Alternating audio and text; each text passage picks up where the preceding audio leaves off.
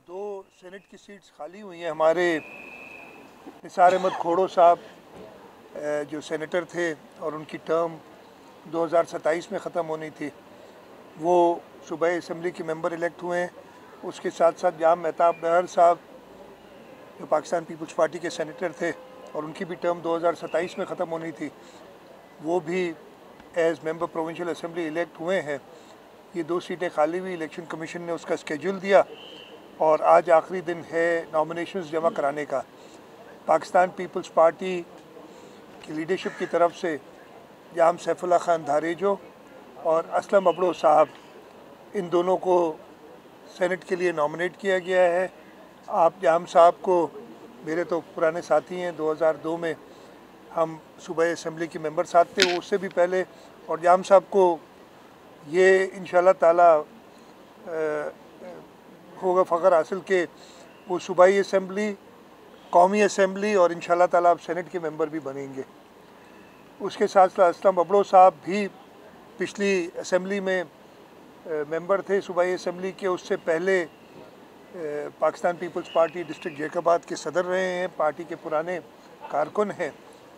इन दोनों को मैं मुबारकबाद भी देता हूँ। हमने दो कवरिंग कैंडिडेट्स भी पार्टी के डायरेक्शन के मुताबिक बनवाए हैं, वकार मेहदी साहब और आजिज़ धामरा साहब। इंशाल्लाह ताला इलेक्शन होने हैं। इन इलेक्शंस के लिए दो उम्मीदवार जितवाने के लिए 108 वोट की ज़रूरत है, यानी 54 एक एक को अगर वोट मिले। और अल्लाह ताला का शुक्र है कि हमारे पास 112 तो मुझे वोट मिले थे, लेकिन 2 वोट और हमारे अभी निसार खोड़ो साहब और जाम मेहताब साहब वोट ले लेंगे तो 114 वोट हमारे हो जाएंगे। तो अल्हम्दुलिल्लाह कंफर्टेबली पाकिस्तान पीपल्स पार्टी ये दोनों सीटें जीत लेगी। मैं एडवांस मुबारकबाद भी देना चाहता हूँ दोनों सेनेटर्स को, पाकिस्तान पीपल्स पार्टी जिनको नॉमिनेट किया है। और इंशाल्लाह ताला उसके साथ साथ उससे पहले 9 तारीख़ को सदर पाकिस्तान की इलेक्शन है। मैं उस सिलसिले में भी आसिफ अली जरदारी साहब को एडवांस मुबारकबाद देना चाहता हूँ कि इंशाल्लाह ताला अल्लाह की करम से वो भी सदर इलेक्ट हो जाएंगे। मुत्तहिदा कौमी मूवमेंट की सारी लीडरशिप इस्लामाबाद में है इस वक्त। और ये हमने तो जब मैंने आपको बताया था कि स्पीकर का इलेक्शन हुआ था, डिप्टी स्पीकर का सिंध असम्बली के, तब भी मैंने मुत्तहिदा कौमी मूवमेंट से भी और बाकी जो दीगर जमातें हैं जो इंडिपेंडेंस जिन्होंने सुन्नी इत्तेहाद जॉइन की काउंसिल जॉइन की है, उनको भी, और जमात इस्लामी के जो मेंबर हैं फ़ारूक साहब, उनको भी मैंने रिक्वेस्ट की थी कि हमें सपोर्ट करें। और इस सिलसिले में ज़रूर सियासत में होता है, आप हर वोटर के पास जाते हैं और मुत्तहिदा कौमी मूवमेंट के सूबाई असम्बली के मेंबरान वोटर होंगे सेनेट के, तो हम उनसे भी रिक्वेस्ट करेंगे। जहाँ तक आपने बात की कि मुआहिदा हुआ है मुत्तहिदा कौमी मूवमेंट और PMLN के दरमियान, मैं ये क्लियर कर दूं, मैंने कल भी ये सवाल मुझसे हाई कोर्ट में हुआ था और बड़ा क्लियरली कहा था कि सूबा सिंध में तो एक बाइख्तियार लोकल गवर्नमेंट मौजूद है। हमारे सबसे बड़े शहर कराची में मुर्तज़ा वहाब मेयर हैं, बड़ा एफिशिएंटली काम कर रहे हैं। हैदराबाद में काशिफ शोरो मेयर हैं। इस तरीके से हर जगह पे पीपल्स पार्टी के भी और कुछ जगहों पे मुखालिफिन के भी टाउन के या म्यूनसिपैलिटीज़ टाउन्स के मेरे ख्याल चेयरमैन कुछ हैं। और वो हमने उनको मुकम्मल तौर पे, यानी अच्छा मुकम्मल बाइख्तियार तो अल्लाह की ज़ात होती है, तो ये कहना कि जी बाइख्तियार कर दें, बाइख्तियार सिर्फ अल्लाह की ज़ात होती है। लेकिन इनको अफेक्टिव करना ताकि वो अपने फ़राइज़ अंजाम दे सकें, हमने बड़ी तरामीम की थी। आपको याद होगा जब हम थे असम्बली में, और उस वक्त ये भी कहा था कि अगर मज़ीद तरामीम की ज़रूरत होगी तो वो सिंध असम्बली करेगी। इसकी कस्टोडियन मैं बहुत ही एहतराम के साथ PMLN नहीं है। PMLN का एक भी नुमाइंदा नहीं है सूबाई असम्बली सिंध में। कानून लोकल गवर्नमेंट एक डिवॉल्व कानून है, डिवॉल्व सब्जेक्ट है, और इसका कानून सूबाई असम्बली सिंध बनाएगी। तो मेरा ये ख्याल है, और मैंने कल इसीलिए कहा था कि सूबाई सिंध में तो PMLN का कोई मेंबर भी मौजूद नहीं है, तो शायद मुत्तहिदा कौमी मूवमेंट ने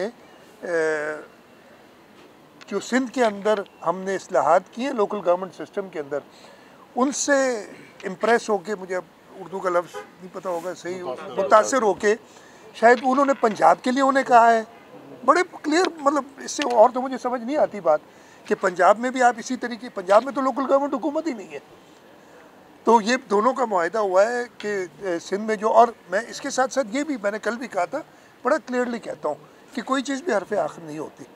मज़ीद बेहतरी की ज़रूरत होगी तो हम उसके लिए तैयार हैं, हम खुद करेंगे, हमें किसी मुआहिदे की ज़रूरत नहीं है उसके लिए।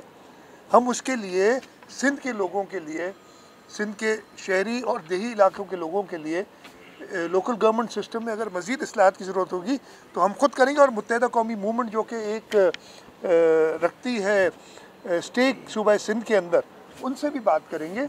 हम जो सुन्नी इत्तेहाद काउंसिल के मेंबरान हैं उनसे भी बात करेंगे, और हम जमात इस्लामी के मेंबर से भी बात करेंगे। ये पावर सारा सूबा असम्बली सिंध का है, तो वो कानून जो उधर हुआ है मुझे उसका पता नहीं, मुस्तकबिल का मुझे नहीं पता, आपको पता होता है। लेकिन पाकिस्तान पीपल्स पार्टी का यही फ़ैसला है, चेयरमैन बिलावल भुट्टो जरदारी साहब का यही फ़ैसला है कि वो वफाकी काबीना का पाकिस्तान पीपल्स पार्टी हिस्सा नहीं बनेगी। कोई ताख़िर नहीं हो रही, कोई ताख़िर नहीं हो रही। आपको पता है ये सारे मराहिल चल रहे हैं, प्रेसिडेंट साहब का इलेक्शन है और सेनेट के इलेक्शंस हैं, तो काबीना चीफ मिनिस्टर ने बनानी होती है, लेकिन चीफ मिनिस्टर अपनी पार्टी क़यादत के साथ सलाह मशवरे के बाद काबीना बनाता है।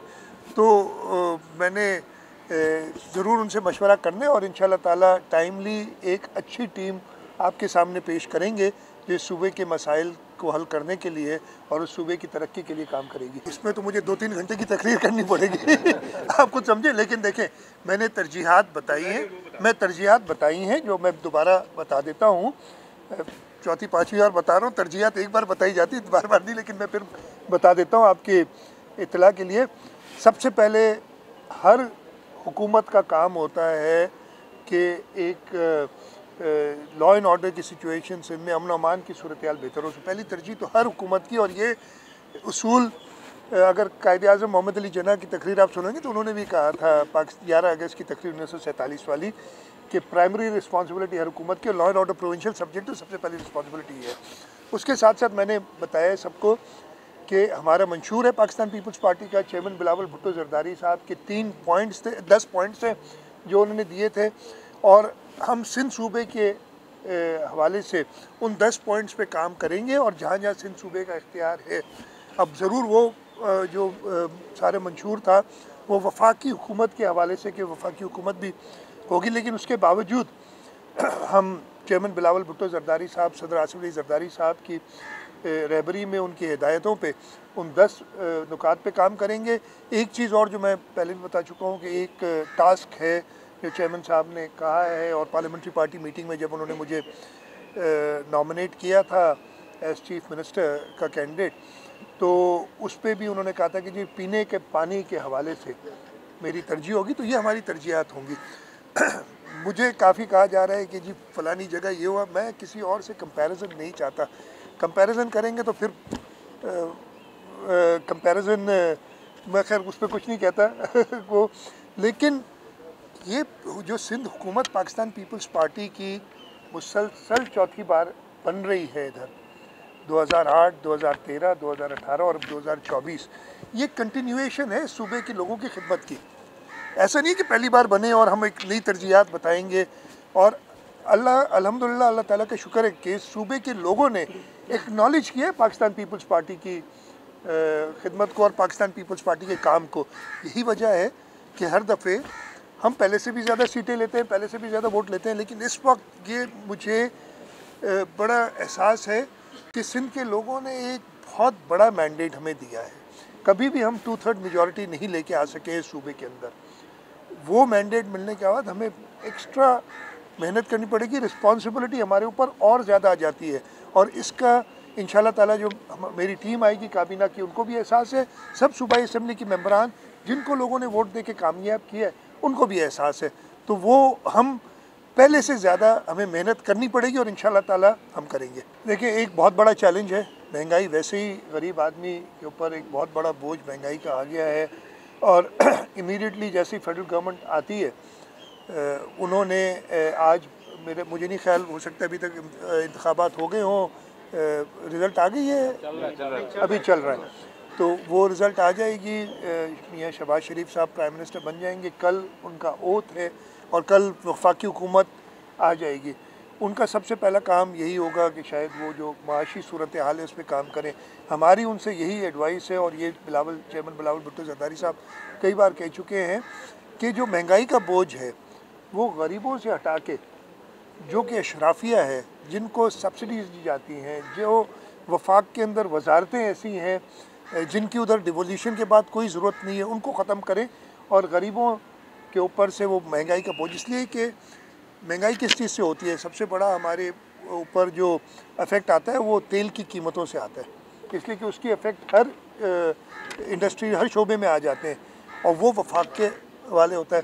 तो हमारी यही दरख्वास्त होगी वफाक से कि वो गरीबों के लिए आसानियाँ पैदा करें, और मुझे पता है IMF की साथ निगोशिएशंस होनी है, वो स्टैंड बाई एग्रीमेंट तो ख़त्म हो गई, अब आगे एक एग्रीमेंट होनी है, तो उसके अंदर वो निगोशिएट ऐसे ही करें कि गरीबों के ऊपर उसका बोझ ना पड़े, और अशराफिया पे ऊपर जो सब्सिडीज़ दी जाती है, जिसका बिलावल भुट्टो ज़रदारी साहब हर तकरीर में अपना जिक्र कर चुके हैं और आप सब ने सुनी होगी, मैं रिपीट नहीं करना चाहता उसको इधर।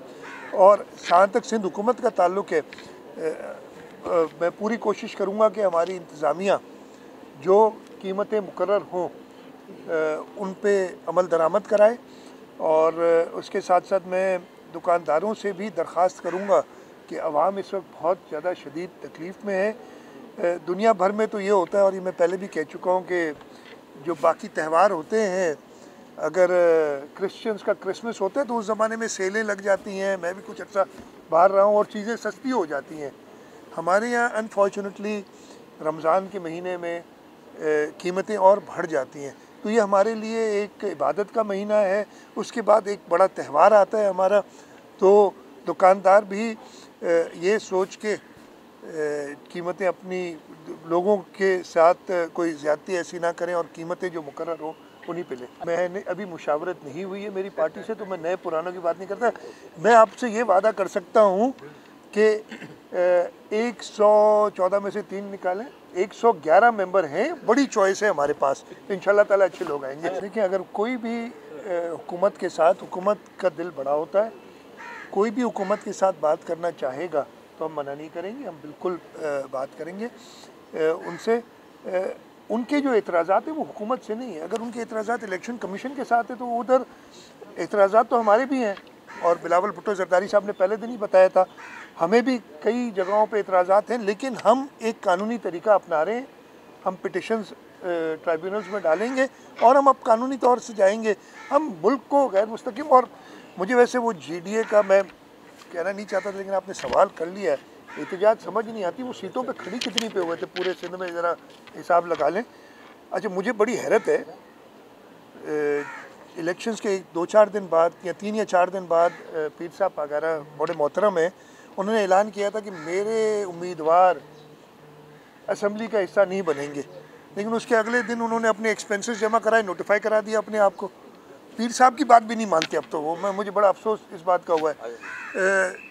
जमात इस्लामी के कैंडिडेट ने भी कहा, उन्होंने अभी तक अपने आप को नोटिफाई नहीं कराया, अभी तक नहीं कराया, मुझे आगे का पता नहीं है, उन्होंने एक्सपेंसेस नहीं जमा कराए, लेकिन वो GDA के उम्मीदवार तो मेरा ख्याल है दरवाजे पे खड़े हैं कि बस वो थोड़ा सा इजाज़त मिले तो हम अंदर घुसें और हलफ लें। और मैं चाहूँगा कि वो आएँ और हलफ लें, दोनों पे अमल दरामद होगा। मैं आपको ये बता दूँ कि इलेक्शन कैंपेन के दौरान, इलेक्शन कैंपेन डबल करने के लिए तो हमारा पहला भी रिकॉर्ड है, हम कर चुके हैं और इंशाल्लाह ताला करेंगे, तनख्वाहें महंगाई के हिसाब से वो कर रहे हैं, वो उस पर इलेक्शन मुहिम के दौरान उन्होंने टास्क दे दिया था, और हमने जो कुछ इंडस्ट्री के एक्सपर्ट्स हैं उनको कहा हुआ है, और ऑलरेडी उनसे एक पहला कॉन्सेप्ट पेपर मुझे मिल भी गया है। तो आप ये बात छोड़ दें, चेयरमैन बिलावल भुट्टो ज़रदारी साहब की एक खासियत है कि जो तहिया वो करते हैं वो करके दिखाते हैं। मैंने आपको कई बार बताया, एक बार फिर बता देता हूँ, ये जो घर बन रहे हैं ना, 21 लाख घर, ये कभी पहले हुआ है? पहले भी सैलाब आए हैं, 42 में सैलाब आया था, फिर 73 का सैलाब था, 76 का सैलाब था, 2010 का था, 90s में 94 में सैलाब आया था, 2020 में सैलाब आया था, सब में घर तबाह हुए थे, लेकिन किसी हुकूमत ने ये तहिया ही नहीं किया कि हम घर बना के देंगे। बिलावल भुट्टो जरदारी साहब ने कहा कि मैंने घर बना के देने, और ऐसे घर बना के देने कि चाहे एक कमरा हो लेकिन लोग दरबदर ना हो ऐसी कुदरती आफात के दौरान, और हमें टेंटों का इंतज़ाम ना करना पड़े। और अल्लाह ताला का शुक्र है, उन्होंने कहा, मैं चीफ मिनिस्टर था उस वक्त और मुझे बड़ा मुश्किल लग रहा था कि मैंने कहा ये हो, कह तो दिया है लेकिन ये होगा कैसे। अल्लाह रब का करम है, बिलावल साहब की तहिया था, उनकी मेहनत थी, उन्होंने वो करके दिखाया। और इस वक्त पोजीशन ये है कि इस प्रोजेक्ट, मैंने चीफ मिनिस्टर बनते दोबारा इसकी ब्रीफिंग ली है। हमने तकरीबन आधे पैसों का इंतज़ाम करके चले गए थे, और उसके अलावा हम Asian development bank, Islamic development bank और वर्ल्ड बैंक से एडिशनल फंडिंग के लिए बात शुरू कर दी थी हमने, जब मैं चीफ मिनिस्टर था पहले उस वक्त। और उस पर वो काम, बीच में एक मसला आ गया था, आपको याद होगा कि इलेक्शन कमीशन से जो हिदायत आई उसको सूबाई हुकूमतें समझी कि इन फ्लड रिलेटेड काम पे काम नहीं करना है, लेकिन पीपल्स पार्टी ने, चेयरमैन बिलावल भुट्टो जरदारी साहब ने उसको रेज़ किया, हमने ख़त लिखे, तो वो अलाउ हुआ कि नहीं जी, जो फ्लड रिलेटेड प्रोजेक्ट्स हैं उन पे काम जारी रहे, और वो काम जारी रहा। और एडिशनल फंडिंग भी, अब तो पोजीशन ये है, अल्लाह ताला रब का करम है कि हम अब ये सोच रहे हैं कि इसको फ्लड अफेक्टेड एरियाज़ से बढ़ा के जो फ्लड के बाहर एरियाज़ थे उस पर भी एक्सपेंड किया जाए, तो इंशाल्लाह ताला ये काम पूरा करेंगे। मैं बता देता हूँ आपको। पहला आपने सवाल किया, देखें, कराची के लिए पाकिस्तान पीपल्स पार्टी की हुकूमत ने अभी नहीं, हम जैसी डिटेरेट हुई, पहले तो लॉ एंड ऑर्डर सिचुएशन ऐसी थी कि उस पर हमें परेशानी, सीधी सी बात है, परेशानी थी। और 2012-13 में कराची को 6th most dangerous city of the world कहते थे। उसके बाद कायम अली शाह साहब के ज़माने से काम शुरू हुआ, मैंने उसको आगे बढ़ाया, और 2020 के अंदर वो 6 से 125th मोस्ट डेंजरस सिटी हो गई। बड़ी बड़ी तरक्की याफ्ता मुल्कों के शहर भी हमसे ज़्यादा ख़तरनाक समझे जाते थे। फिर थोड़ा इस वक्त लॉ एंड ऑर्डर की सिचुएशन तसल्ली बख्श नहीं है, ये इशू था। लेकिन जैसे ही कुछ हालात बेहतर हुए थे, हमने कराची के लिए कराची डायग्नोस्टिक स्टडी कराई थी। मैं उस वक्त फाइनेंस मिनिस्टर था, और उसके अंदर हमने पानी, waste water, garbage, transport, electricity, ये 5 चीज़ों पे जो गैप्स थे वो मुकम्मल तौर पे तैयार कराए थे। अब इसके अंदर जो फंडिंग की रिक्वायरमेंट है ना, वो बहुत ज़्यादा है। फिर हमने वर्ल्ड बैंक से बात करनी शुरू की। आपको पता होगा Karachi water and sewerage improvement project world bank के साथ हम काम कर रहे हैं, उसमें हमारे पास उसकी फंडिंग भी अवेलेबल हो गई है, और हम कर रहे हैं। जो अमाउंट्स है ना कराची के लिए बहुत, हमने वही कराची नेबरहुड इम्प्रूवमेंट प्रोजेक्ट किया। हम जहाँ खड़े यहाँ से थोड़ी दूर पहला उसका था जो पीपल स्क्वायर हमने बनाया था। उसके बाद कराची के अंदर कराची लिवेबल सिटी ओक्लिक के नाम से प्रोजेक्ट किया, उसके अंदर 5 या 6 स्टेडियम्स तैयार हैं। तो ये नहीं कोई नई बात कर रहे हैं हम। आगे हमने कराची के पानी के लिए, K4 के लिए, अभी मेरा पहला ख़त पहले खतूत में, मैं इंतज़ार कर रहा हूँ कि वज़ीर आज़म हलफ उठा लें। ख़त तैयार है, मुझे साइन करना है, इसलिए मुझे हलफ उठाएंगे तो फिर उनका नाम लिख सकता हूँ मैं उधर। तो उन्हें याद दिलाऊँगा मैं कि उन्होंने कराची में आके चीफ मिनिस्टर हाउस में कहा था, और न सिर्फ ख़ुद कहा था, अपने काबीना के जो उधर वज़रा मौजूद थे, एहसन इकबाल साहब, आयशा गौस पाशा साहिबा मौजूद थी, उन्हें कहा था कि जी मैंने K4 के लिए फ़ंड्स मुहैया करने। अब हुआ क्या, 16 अरब रखे थे गालिबन, 16 अरब। अभी तक, ये कौन सा महीना चल रहा है, अब ये मार्च शुरू हो गया, अभी तक 4-4.5 अरब रुपए आए हैं उसमें। तो मैंने उनको याद दिलाना ये चीज़ें। उसके अलावा जो K4 का सेकंड पार्ट है, उस पर हमने ऑलरेडी काम शुरू कर दिया। मैंने बताया वर्ल्ड बैंक से वो साइन करने के लिए मैंने कल ऑथराइज़ किया है वाटर बोर्ड को कि वो जाके एग्रीमेंट साइन करें।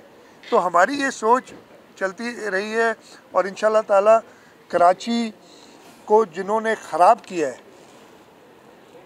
उनसे, और वो मैं कई बार कह चुका हूँ, अब मैं इतने लंबा, आपने मुझे खामखा नाराज़ कराएंगे मुझसे लोगों को आज आप आप देखें ना जाके जिस तरीके से सर्विस रोड्स पे कब्ज़ा, सर्विस रोड्स पे अलॉटमेंट, नालों के ऊपर दुकानें, ये किसने बनवाई सारी है। तो इसको थोड़ा टाइम लगेगा, जिन्होंने ख़राब किया उनको जवाब दे करें। मुर्तज़ा वहाब इंशाअल्लाह ताला सूबाई हुकूमत और वफाकी हुकूमत के साथ एक बाइख्तियार, मैंने कहा बाइख्तियार अल्लाह की ज़ात है, लेकिन अपने दायरे के अंदर एक बाइख्तियार मेयर होके ये सारे मसले हल करेगा। थैंक यू, शुक्रिया।